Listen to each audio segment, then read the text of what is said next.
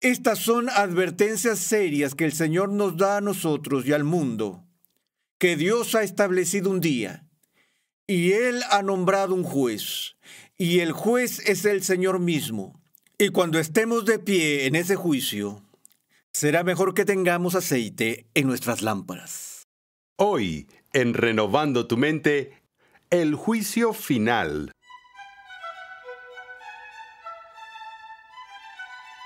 El Nuevo Testamento enseña que la vida y la muerte son reales y tienen sentido.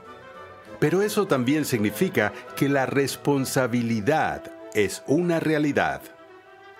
En este episodio de Renovando tu Mente, el Dr. Sproul continúa con su serie de enseñanza titulada Fundamentos, un panorama general de la teología sistemática. Hebreos 9:27 dice que está decretado que los hombres mueran una sola vez y después de esto el juicio. El pensar en todo lo que hemos dicho y hecho en nuestras vidas y en cómo nos juzgará Dios nos lleva a reflexionar y hacernos la pregunta: ¿cómo debemos los cristianos ver el juicio final? Acompáñame al salón de clases a escuchar al Dr. Sproul mientras amplía nuestra comprensión del juicio final y explica por qué los que están en Cristo no necesitan temer el juicio.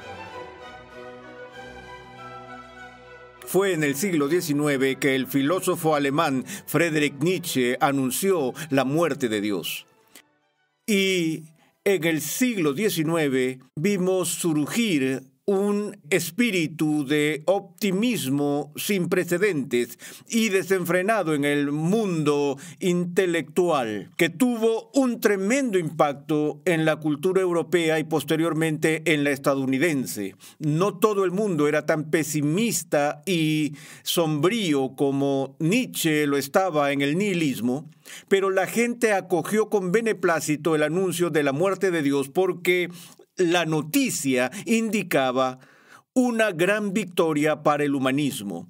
Y el humanismo dijo que ya no necesitamos depender de alguna deidad sobrenatural para mejorar la condición humana, pero ahora estamos en un modo evolutivo, yendo del alfa al punto omega de la historia, donde las cosas están yendo cada vez mejor y mejor, con equipos nuevos, herramientas nuevas, tecnologías nuevas y particularmente con avances en la educación. La esperanza y la expectativa era que el mundo pudiera librarse de la enfermedad, la guerra, la ignorancia y de todas esas cosas que afligen a la civilización humana.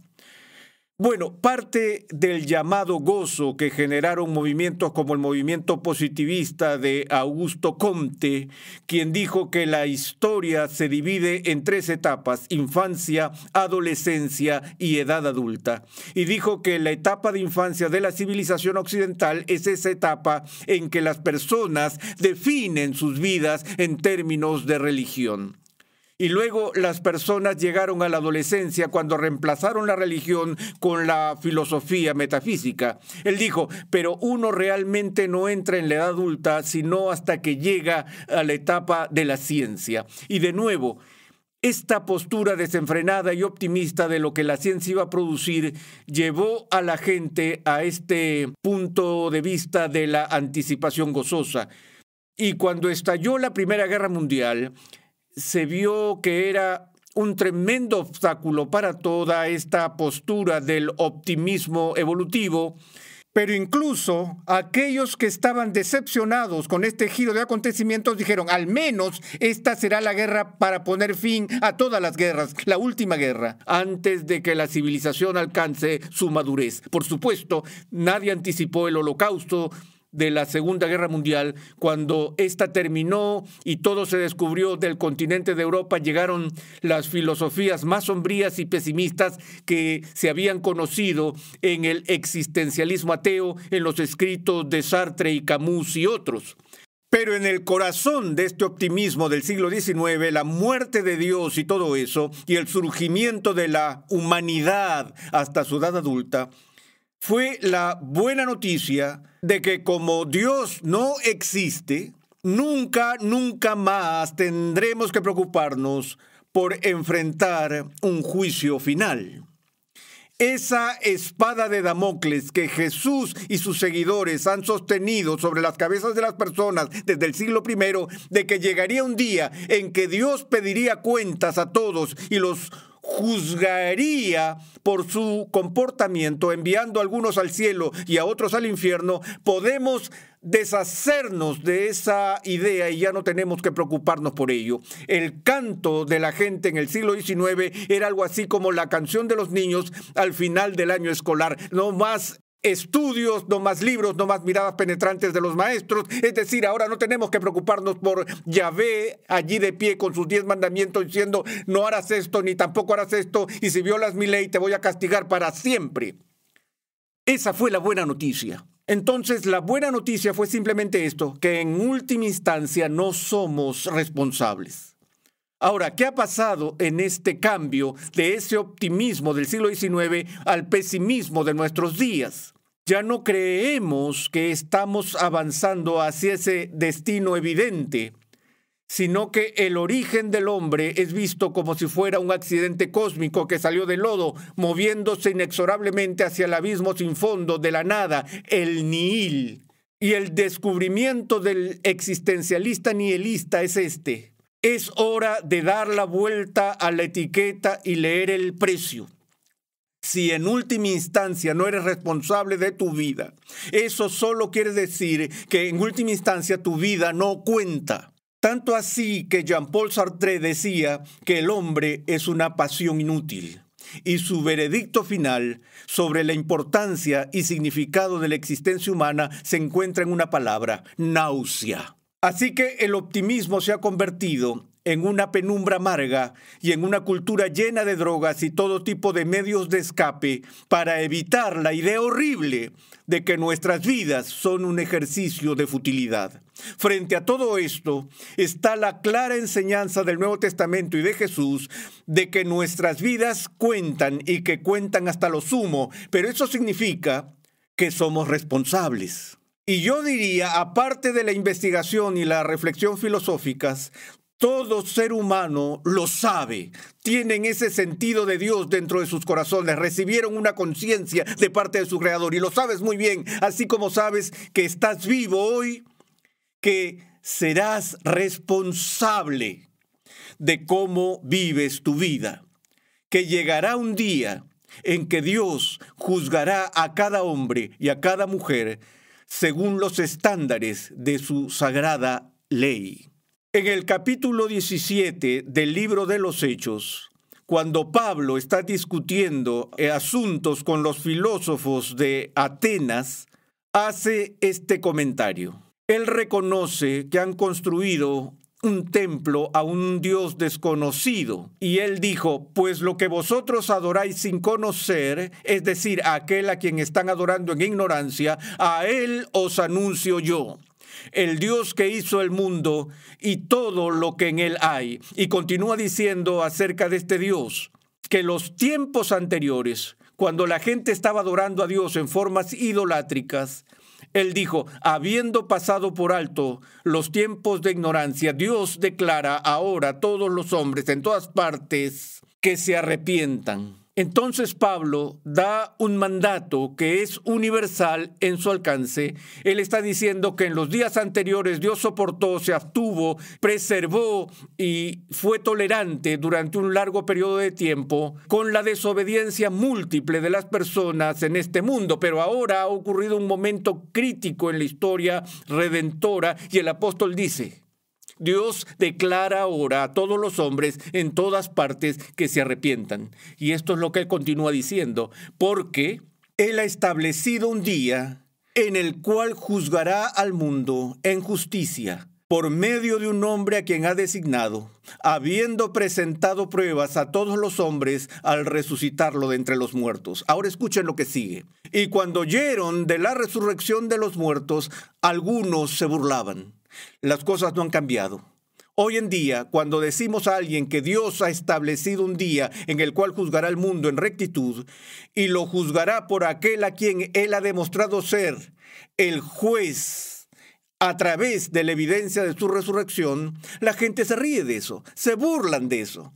Pero otros dijeron: te escucharemos otra vez acerca de esto. Entonces Pablo salió de entre ellos, pero algunos se unieron a él y creyeron, entre los cuales estaban Dionisio el Areopagita, una mujer llamada Dámaris y otros con ellos. Así que solo hubo unos cuantos, un puñado, que tomó en serio a Pablo allí en Atenas cuando hizo este anuncio. Pero quiero que veamos en este texto que parte de este testimonio apostólico es esta declaración de que Dios ha establecido el día del juicio. Ahora, quiero que comprendamos también que esta idea de un día de juicio no fue iniciativa de Pablo ni de los apóstoles. De hecho, ni siquiera fue iniciativa de Jesús, aunque Jesús habló de ello con frecuencia, sino que tiene sus raíces profundas en el Antiguo Testamento, que advirtió a la gente en ese entonces del día de la visitación, el día en que el juez del cielo y de la tierra pediría cuentas de todas las cosas. En una ocasión estaba enseñando filosofía en un entorno universitario hace más de 30 años y estaba enseñando la historia de la filosofía y un curso de filosofía moderna que iba desde Descartes hasta Immanuel Kant. Y cuando llegamos a Kant, vi la crítica que Kant hace de los argumentos tradicionales de la existencia de Dios. Y luego mostré a los estudiantes su argumento alternativo para Dios, que era el argumento moral de Kant para la existencia de Dios, basado en su comprensión del imperativo categórico. Ahora, si estás familiarizado con eso, sabes que Kant dijo que todo ser humano tiene un sentido del deber incorporado en su conciencia. Y dijo que este sentido del deber es lo que dirige o impulsa la ética. Y luego planteé esta pregunta trascendental. Dijo: supongamos que este sentido del deber no tiene sentido o es irrelevante. Si no hay fundamento para un sentido moral del deber, entonces cualquier intento de construir una ética importante desaparece.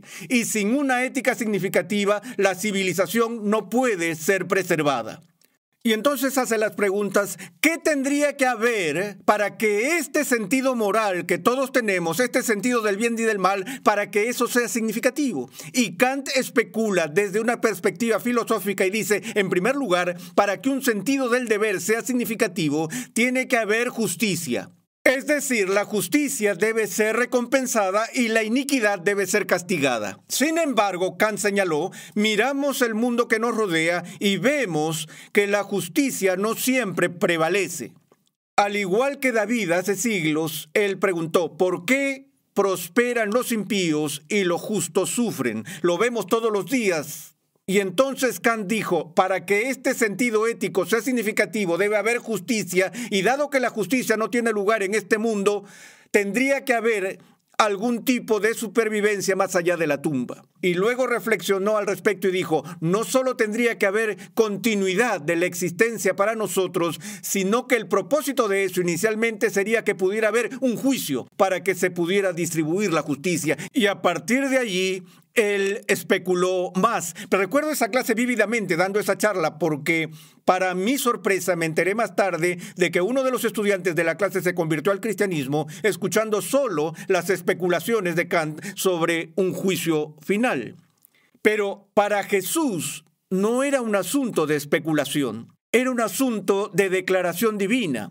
Y él advirtió al pueblo constantemente acerca de esta realidad muy certera, donde dijo que esas cosas que haces en secreto serán expuestas ese día cuando Dios revelará los secretos del corazón de cada hombre.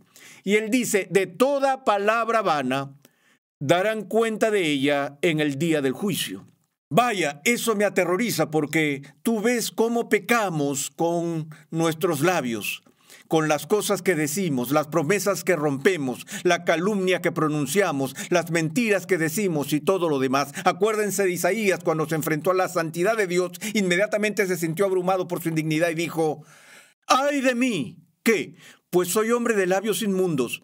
Y en medio de un pueblo de labios inmundos habito. Y Jesús dijo, de toda palabra vana darán cuenta de ella en el día del juicio. Esas son las cosas que decimos a la ligera, sin pensarlo, y serán presentadas ante nosotros el día del juicio. Si eso es cierto, ¿cuánto más cierto es que cada palabra sobria y cada palabra intencional que decimos será traída a juicio? Tuve un estudiante en esa clase que estaba tomando filosofía y después de graduarse de la universidad fue a la escuela de medicina y después de la escuela de medicina obtuvo su título de psiquiatría en Harvard y estaba haciendo su investigación postdoctoral en Harvard en el campo de la neurología, en la ciencia del estudio del cerebro. Y me encontré con él varios años después de graduarse y yo le había tenido en esa clase. Él dijo, ¿recuerda esa vez cuando estaba hablando de Kant y estabas hablando de cuando uno llega al juicio final? Y le dije, sí, recuerdo. Y él dijo, ¿sabes? Es algo increíble estudiar la fisiología del cerebro, con la sinapsis, el tejido de conexión y todas esas cosas. Y dice, y qué increíble es que cada una de las experiencias que tenemos en este mundo queda registrada en nuestro cerebro. Hacer una computadora hoy en día con la complejidad de la información que contienen y con lo pequeñas que son, se necesitaría una computadora, según los estándares actuales, del tamaño de la Torre Eiffel para poder almacenar y registrar todos los datos que se pueden guardar en un solo cerebro humano. Y esto es lo que me estaba diciendo. Y luego dijo, esto es lo que creo que va a pasar en el juicio final. Le dije, ¿qué? Él dijo, creo que Dios va a tener algún tipo de máquina donde va a tomar los cerebros de los cráneos de la gente y los pondrá en una máquina de reproducción visual y el registro de cada pensamiento que hemos tenido, cada palabra que hayamos hablado, cada acto que hayamos hecho estará allí a modo de evidencia irrefutable. Y dijo, por eso, dijo, creo que la Biblia, eso es lo que quiere decir la Biblia cuando expresa que ese día toda boca se callará. Porque la evidencia será tan clara, tan abrumadora, que reconoceremos la absoluta inutilidad de tratar de discutir al respecto. Ahora, por supuesto que solo se refería a una manera de metáfora ilustrativa cuando decía eso de sacar los cerebros del cráneo y ponerlos de nuevo. Pero lo que quería señalar es que el registro estaba ahí. Pero incluso si no estuviera en el cerebro, está en la mente de Dios. Porque Dios es consciente de todo lo que hemos hecho y de todo lo que hemos pensado y de todo lo que hemos dicho. Ahora, en el Evangelio de Mateo he dicho con frecuencia que parte de la enseñanza más aterradora que escuchamos de los labios de Jesús se encuentra en el Sermón del Monte. Y todo el mundo piensa que el Sermón del Monte es un sermón optimista, positivo y maravilloso, el sermón más grande jamás predicado. Y es uno que los pensadores positivos querrían emular porque inicia con las bienaventuranzas. Bienaventurados los que hacen esto y aquello. Pero la mayoría de los sermones, cuando se elaboran, tienen un cierre o un punto culminante. Y si vamos al final del Sermón del Monte, veremos a Jesús haciendo estos comentarios. Cuidaos de los falsos profetas que vienen a vosotros con vestidos de ovejas, pero por dentro son lobos rapaces. Por sus frutos los conoceréis. ¿Acaso se recogen uvas de los espinos o higos de los abrojos? Así todo árbol bueno da frutos buenos, pero el árbol malo da frutos malos. Un árbol bueno no puede producir frutos malos, ni un árbol malo producir frutos buenos. Todo árbol que no da buen fruto es cortado y echado al fuego. Así que por sus frutos los conoceréis. Permítanme decir esto, que cuando Jesús habló del juicio final, algo que a mí me sorprende es que muchos cristianos evangélicos no sean conscientes de esto. Él dice que en ese juicio cada persona será juzgada según ¿qué? Según sus obras. Ahora, hemos enfatizado mucho la doctrina protestante, la doctrina bíblica de la justificación solo por la fe. Pero algunas veces permitimos que nuestra emoción de entender que somos redimidos por la fe, no por nuestras obras, nos haga pensar entonces que las obras no le importan a Dios. Pero sin embargo, el juicio será de acuerdo con las obras. Y el castigo que las personas recibirán de ese juicio se basará en sus obras. Y las recompensas que Dios distribuirá en el juicio final a su pueblo que ha sido salvo por la fe, serán distribuidas según las obras. Hay por lo menos 25 pasajes en el Nuevo Testamento donde Jesús y los apóstoles dicen que habrá una gran recompensa para aquellos cuyas obras son numerosas y así por el estilo. Y somos alentados, incluso como cristianos, entendiendo que nuestras obras no nos llevan al cielo en primer lugar. Sin embargo, la recompensa que recibamos allí se distribuirá según nuestro grado de obediencia. Así que las obras son extremadamente importantes, tanto buenas como malas, porque todas serán llevadas a juicio. Y entonces Jesús dice, no todo el que me dice Señor, Señor, entrará en el reino de los cielos, sino el que hace la voluntad de mi Padre que está en los cielos. Muchos me dirán aquel día, Señor, Señor, no profetizamos en tu nombre, y en tu nombre echamos fuera demonios, y en tu nombre hicimos muchos milagros.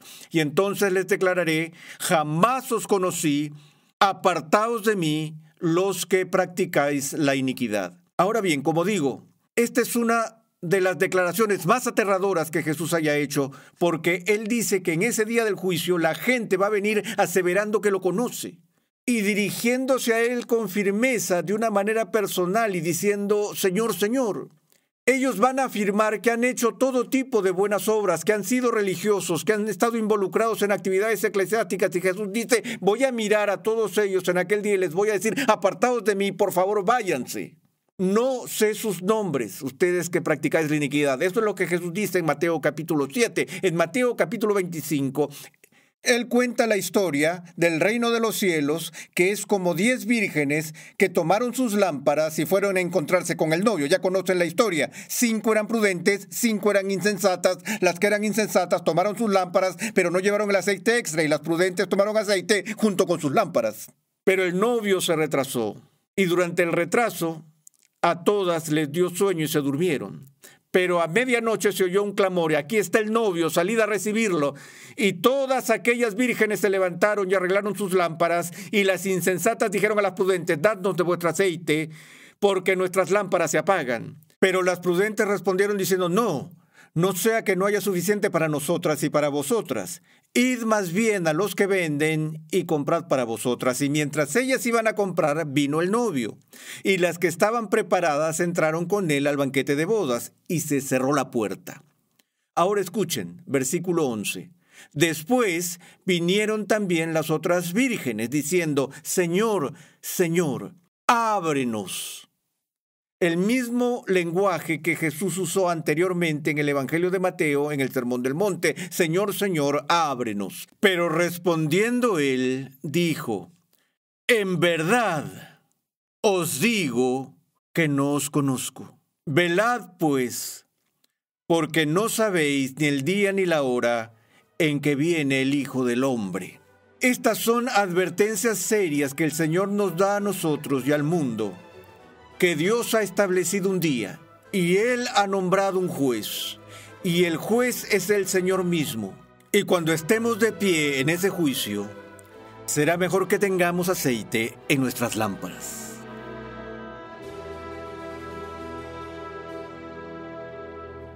Estás en sintonía de Renovando tu Mente con el Dr. R.C. Sproul. Te invitamos a visitar nuestra página web renovandotumente.org, donde podrás solicitar gratuitamente la guía de estudio de esta serie de enseñanza de 60 edificantes lecciones que hemos titulado Fundamentos, un panorama general de la teología sistemática. Te recomendamos el libro del Dr. Sproul titulado Todos somos teólogos, una introducción a la teología sistemática. En este edificante libro, el Dr. Sproul estudia las verdades básicas de la fe cristiana, recordándonos quién es Dios y qué ha hecho por su pueblo en este mundo y en el venidero. Todos somos teólogos, una introducción a la teología sistemática. Pídelo en tu librería favorita hoy mismo. La doctrina del infierno es una enseñanza poco popular hoy en día. Pero eso no cambia el hecho de que sigue siendo una enseñanza bíblica. Servimos a un Dios santo y sus justas exigencias no permitirán que el pecado quede impune. En el siguiente episodio de Renovando tu Mente, el Dr. Sproul defiende la doctrina del infierno como un castigo justo por el pecado un castigo que todos merecemos aparte de Cristo. Dios llama a su pueblo a ser transformado por la renovación de su mente. Es por esta razón que transmitimos una enseñanza que expone las glorias de Dios reveladas en la Biblia en el contexto de la cultura, la filosofía, la apologética, la ética y la historia de la Iglesia. Para contactarnos, por favor envíanos un correo electrónico a programa@renovandotumente.org con tus preguntas, testimonios y comentarios. Renovando tu Mente es una producción de los Ministerios Ligonier, la confraternidad de enseñanza del Dr. R.C. Sproul. Nuestra misión, pasión y propósito es ayudar a las personas a crecer en su conocimiento de Dios y su santidad.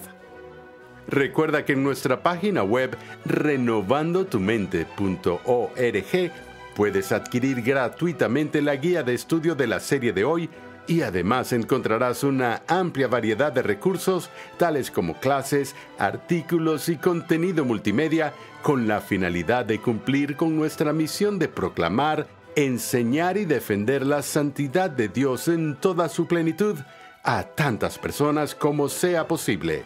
Sintonízanos nuevamente en esta misma emisora y en este mismo horario y únete a nuestra gran comunidad virtual en las redes sociales.